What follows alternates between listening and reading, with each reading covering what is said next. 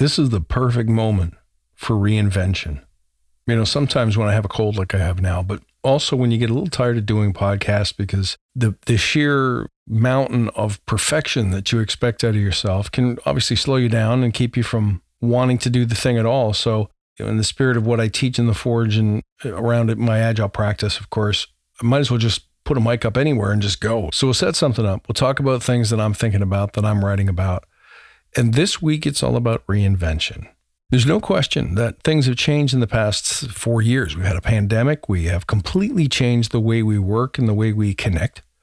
We've completely changed our approaches and our thinking as to what the good life is. We realize that life is not work and it's time to do something more meaningful. It's time to get rid of our attachment to possessions and not think about those things as much, but rather what we want to do, who we want to spend time with. And everyone's still scratching their head. In the same moment, Agile has gone through a little bit of a decline. So we know for a fact that, I've cited the stats many times that spending is down not only in Agile services and products, but Agile training, Agile conferences. Everyone's tightening their belts. And I feel there's an element of blown trust behind that, but you can hear me talk about that in 100 different episodes. What I'm here to talk about today is where is the opportunity in that? And the opportunity is to recreate and reinvent what we do and how we do it. It's time for a rebuild. Things were bad. Things got broken, but the time is ripe for change. There's no rules right now.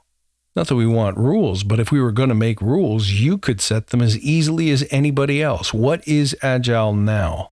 Here's what's for sure. You're never going back to the gold rush days. Remember them?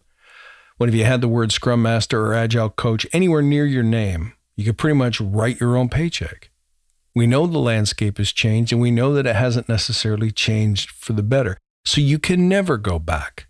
And we really shouldn't want to ever go back. But here's the thing. If it's all broken and all confusing, it's a green field to reinvent what we do. And right now, you have the opportunity to live life by your own design. Here's why. Most of the Agilists I know are sitting around waiting and following.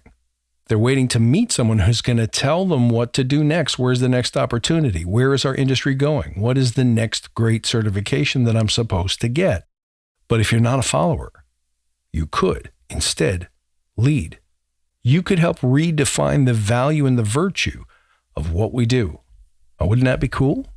That's like when you go back to your hometown and they've torn down the church and they've gutted the school and they've widened the roads. Nothing will ever be the way you remember it. It'll never be the way it was. And clinging to that past is what causes us pain.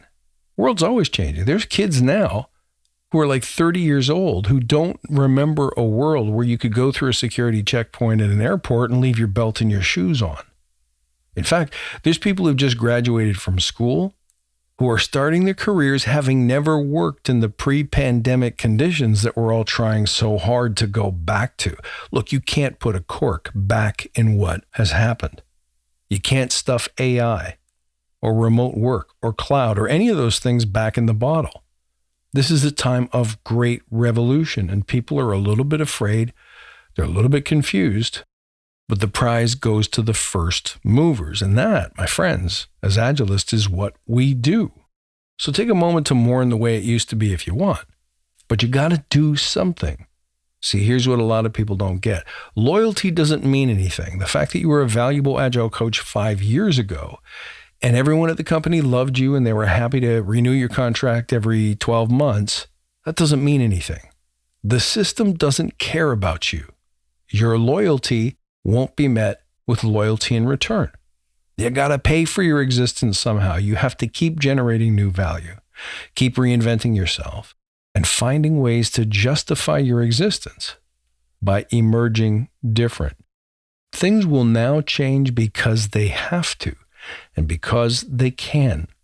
We can be bold and reinvent what we do and how we do it, all based on a compelling why. A pause. A break is an intervention, a moment of reckoning and reflection and recreation. The things that we used to do that were so comfortable are comfortable because they were habit. It was familiar, it was safe, it was approved, but that doesn't mean it was good for us. There are some habits that we should introduce or strengthen, and there are some that we should break up with, let them fall to the ground and shatter like a glass bowling ball. When you drop a habit, you reclaim power. You can insert new things that are more aligned with the present, healthier, more beneficial. Whether that means it's time to change careers, time to build a side hustle where you can do Agile on your own terms for, let's say, a smaller company who truly values what you do and thinks the way that you do. It might mean that you reorient how you spend your time and your money, or it could mean you create a brand new job title for yourself.